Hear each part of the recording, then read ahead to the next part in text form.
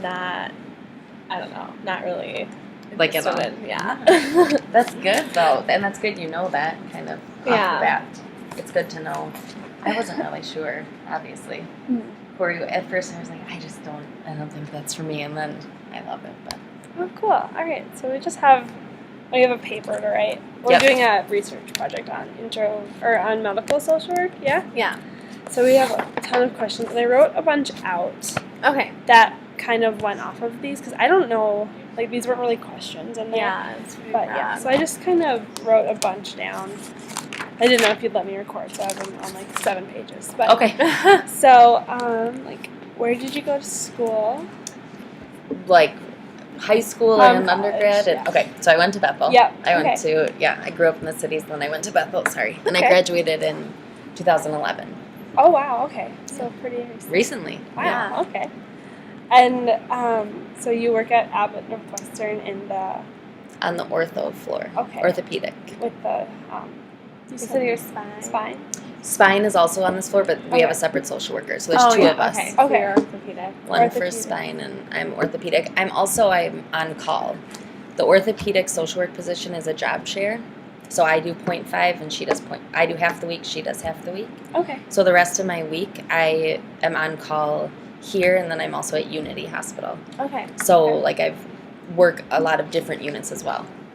You know, Okay. because when you just cover for your coworkers, so Yeah. I'm trained in for all the units. Okay, that's cool. And how long have you worked here? I've worked here not long at all. I've worked at Abbott since about June, but Unity since February. Okay. So I graduated and moved to Cambodia, and then I just moved back in February. That's so cool. Yeah. Wow. Yeah. So where was your internship? At Unity Okay. in Fridley. Okay. And there's a Bethel student doing her internship at Unity starting in January. I think that's Courtney. Yes, it is. Yeah.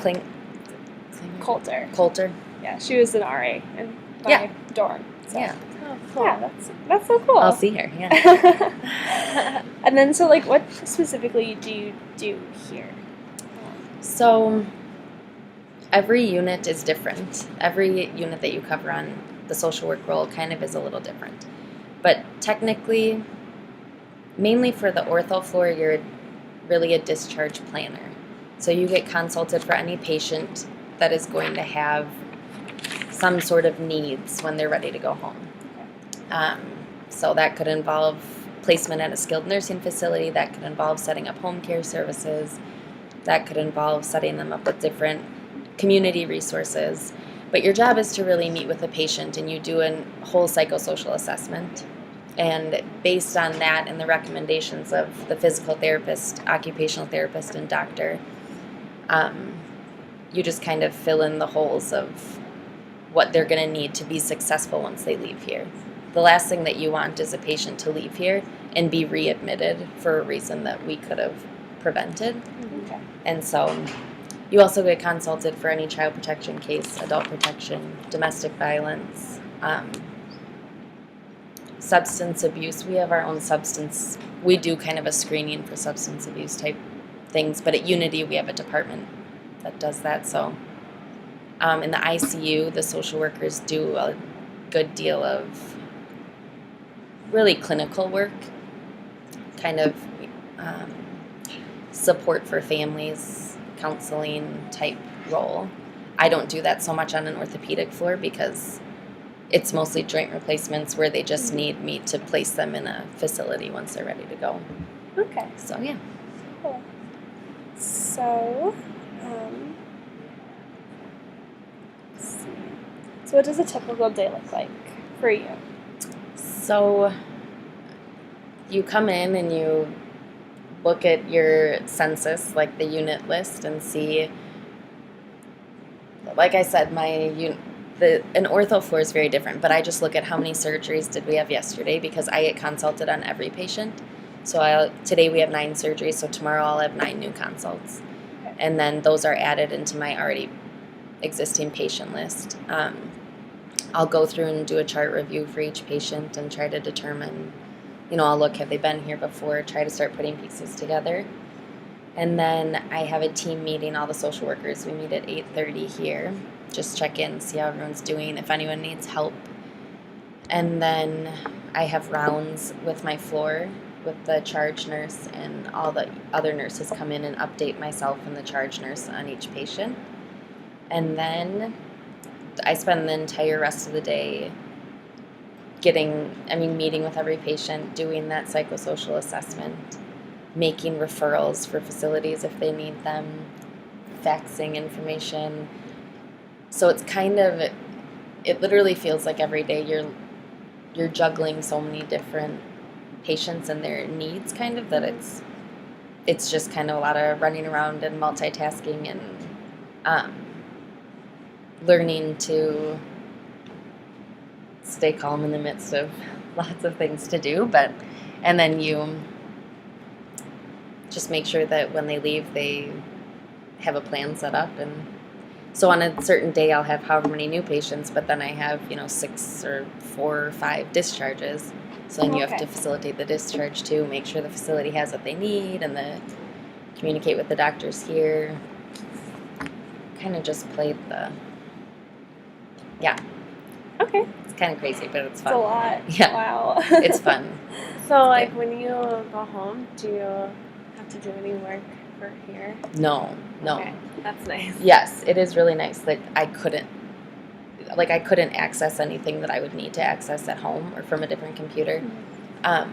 So it is nice that when you leave, there's literally nothing you could do. Mm-hmm. But that does, some days, our department here is really good about helping each other. Mm-hmm. When someone has a caseload of just too many patients and they're too kind of intricate or involved, we kind of pass them off to one another, which is helpful. But I've had nights where you're here pretty late because you just, sometimes it's a high census and patients are complex in a lot of ways, and so it's like any job. It's good. So, like, what role do you play with your clients? I would say I'm an advocate for them. That's the biggest role. Questions that they have it's hard to get doctors around in the morning, and especially these patients that have surgeons. The surgeons are here on the floor really quick, and then they're doing surgery all day. They're in the OR literally all day. So a lot of times they have a lot of questions that they want the doctors to be asked, and they don't quite know exactly how to get a hold of them. So you are kind of the middle ground of getting a hold of the doctor, paging the doctor, asking the questions they have. Oftentimes I find that, just kind of explaining to them the process that's happening. You're just educating them on what's normal and what they can expect, and then trying to make them feel comfortable, not so nervous. Everyone in the hospital is a little bit on edge because you're in a hospital and, you're not obviously functioning at your best level of functioning, but it's a resident.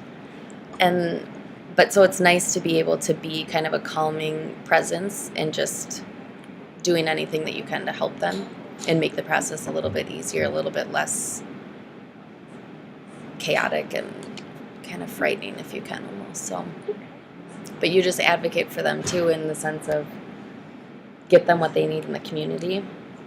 I've had plenty of situations where in between other hospital staff and the patient, you kind of bring an interesting perspective that a lot of medical staff don't necessarily think the same way.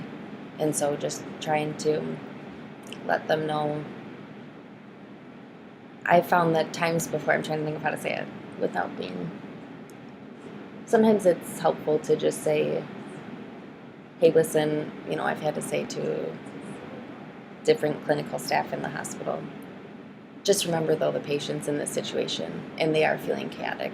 The spouse just did this, and this just happened, and trying to kind of represent the patient well, and, so stand up for them as well. Did you need to take that I wonder if there's a phone out here. Okay. It's just a resident on this phone. Okay. I'm going to just pop in my office super fast. Yeah, no, not a problem at all. Ooh, this is interesting. Oh, interesting. I feel like I didn't write down questions. Oh, that's fine.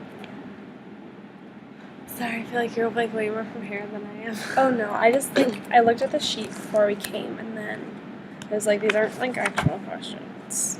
And I feel like she wants us to fill the sheet out like really nicely, Yeah. and I would have just like scribbled Yeah. over it.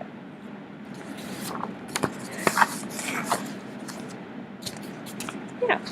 Cool. This is what you want to do. Yeah. You said? Oh, Yeah. I didn't know. Yeah. It's like my dream job to work in a hospital.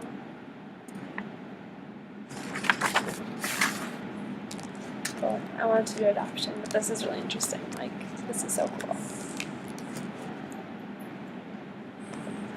That's okay. No, that's no problem at all. Totally different doctor and different patient, but good information. Okay.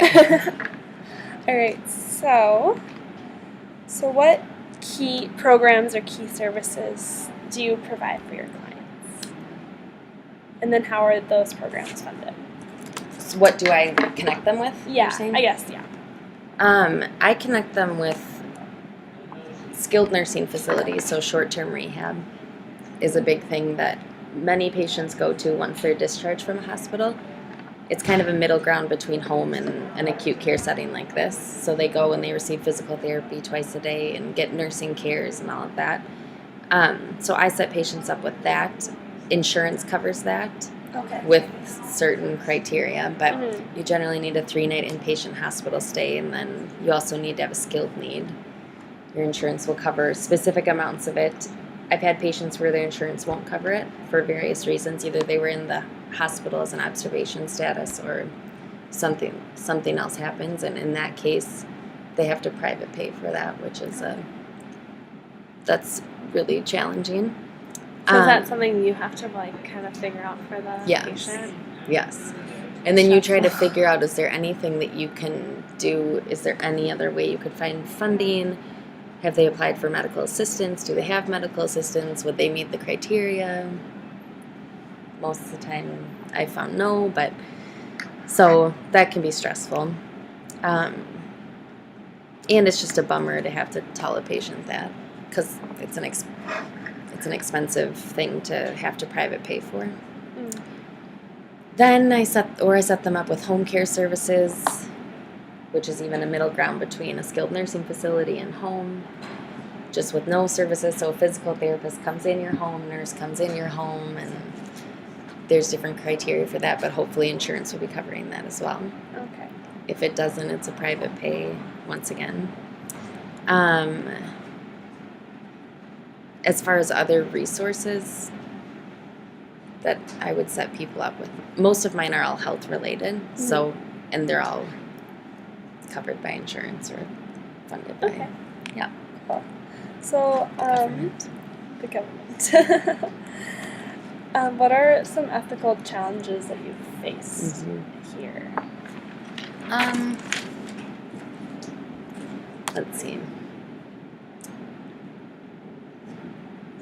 There's a lot you could choose from.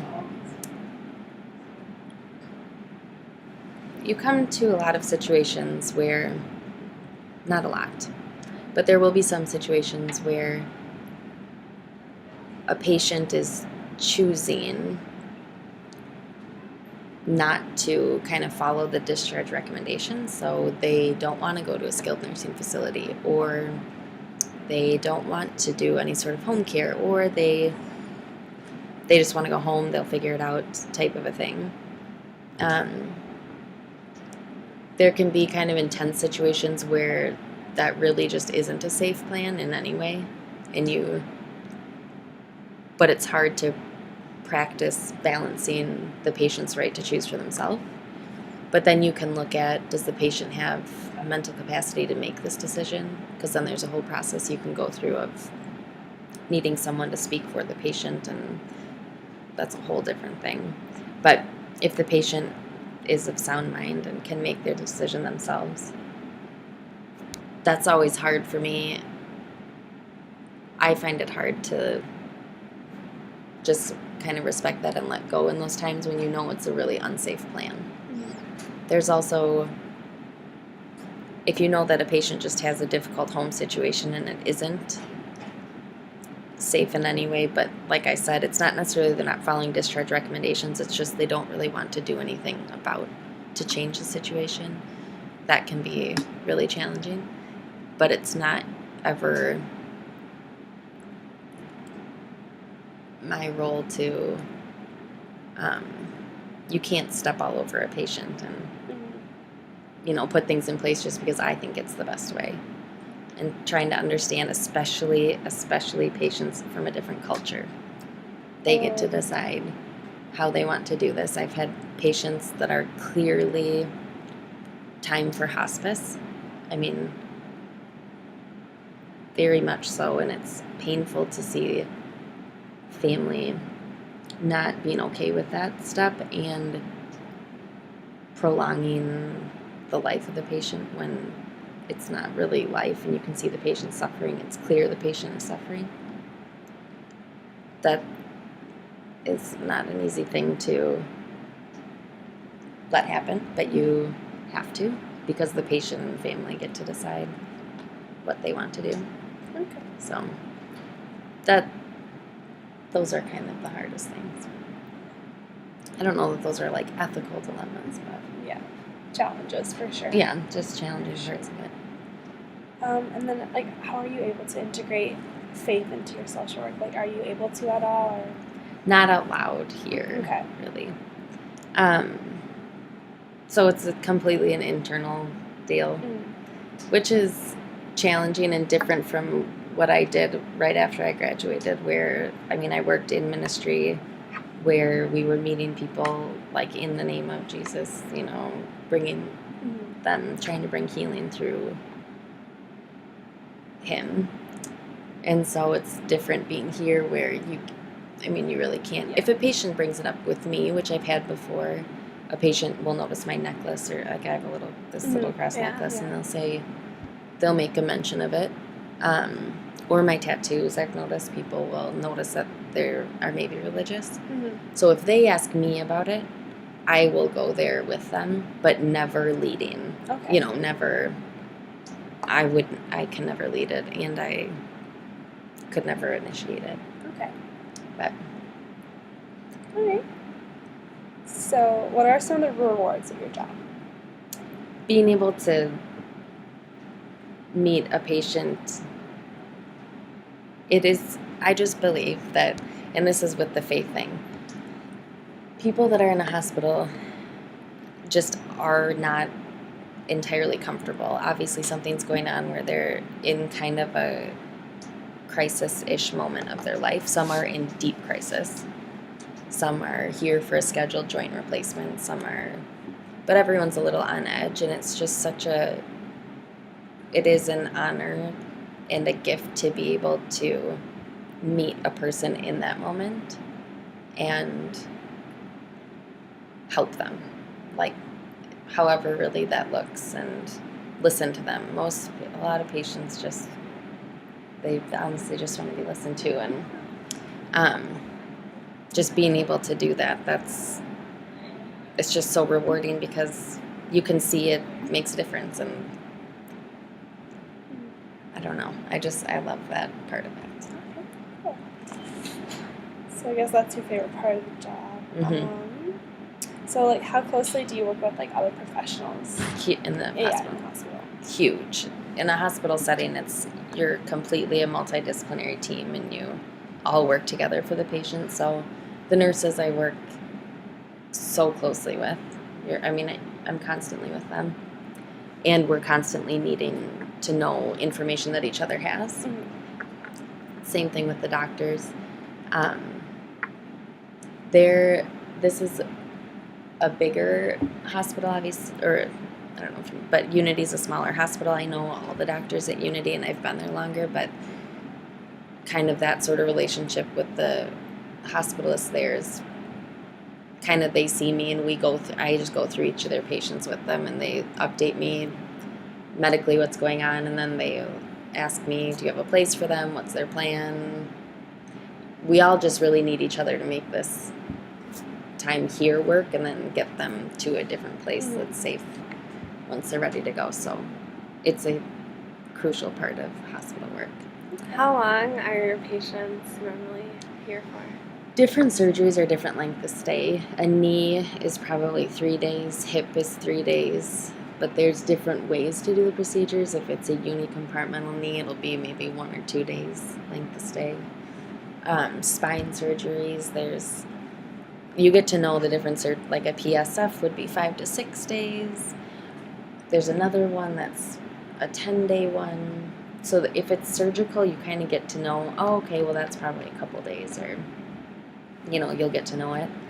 But then when I'm on other floors, and at Unity, I'm never really on the ortho floor, so I work with patients that I've done cardiac a lot there, oncology, and I did my internship in the ICU, but those length of stays I've had some patients here or at the hospital for a long time, which is hard.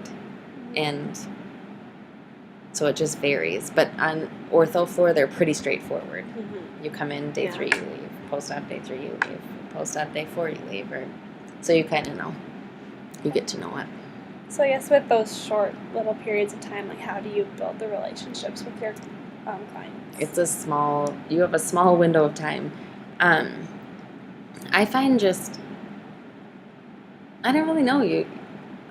I just love meeting my patients and love seeing them. And so the first day I just make sure to let them know, I'm here, I'm on the floor every day. And if you have any questions, just ask me. And I find that if they feel comfortable with me kind of right away, you kind of do form a bond that's closer, as opposed to being, in the beginning, I was very much more rigid because I was thinking, okay, I have my assessment I have to get done, and just asking the questions and not really building a rapport with patients because I was so caught up in the information I needed to know. But now just thinking, I also know the questions now so well, or I know the info I need, but just treating them like people and not like an assessment you have to do, and putting yourself in their place. The rapport kind of just happens, and it's fun. It's a short period of time, so you're not building long-lasting relationships, which is, I find it challenging at times. And then I guess what made you decide on medical social work? Like I said, Corey challenged me to do the internship when I was at Bethel, and I liked it a lot. And was that your senior year? Yes. Okay. So it was really just, I liked how fast-paced it was. I liked that you were in the medical setting. I've learned so much about medicine, also interested me from the start, but being able to learn a lot about that. I like working with different professions, or different, professionals. You learn just so much. You're really challenged by it, but I did something different in the interim, and I think just coming home, it kind of, my boss from Unity emailed me and was like, I don't even know if you're in the country right now, but I'm trying to hire an on-call person. So it kind of just happened more so than I was thinking, oh, this is what I really, really want to do. But I just love it, and it's a great fit, so. And then you said, I don't know if it caught it in the beginning, but you don't have your master's? I do not have my master's. Okay. I'm going back, so I'm in the process of applying right now, and would start in the spring. Okay. Where are you applying? St. Thomas St. Gates. Okay. Because they have a great, and I feel like almost all my coworkers here went to St. Thomas St. Gates, so they speak so highly of it. They have a great clinical program. So would you still be working? It's kind of strange. Well, because we have tons of interns that are doing their grad school placements from St. Thomas St. Gates here. Okay. So I would have a time of doing an internship, but I couldn't do it here because I work here. Oh. Yeah. So my boss and I were talking, I could maybe do it in mental health here. I could do a different level. I don't know. But I would want to work, Mhm. yes, and get it, which is possible. It's night classes and Okay. stuff. But Okay. we'll see. Cool. Yeah. Do you have any? I'm done with questions.